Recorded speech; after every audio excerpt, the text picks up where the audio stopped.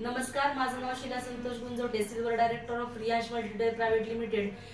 या विद्या मॅडम आहेत. यांना मी काही दिवसापूर्वी अमृत ज्यूस दिले होते आणि अमृत ज्यूसचा मिरॅकल रिझल्ट त्यांना कसा आलेला आहे ते आपण त्यांच्याच तोंडून ऐकूया.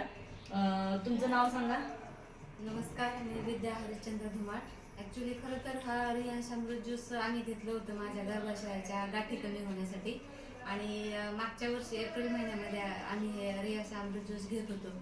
तर ह्या गर्भाशयाच्या गाठी कमी होण्याबरोबर आम्हाला आता त्याच्यात दोन फायदे झालेले आहेत. दुहेरी फायदा झाला आहे की गाठी तर कमी झाल्या, पण त्या गाठीबरोबर मला आता नॅचरली प्रेग्नन्सी राहिलेली आहे.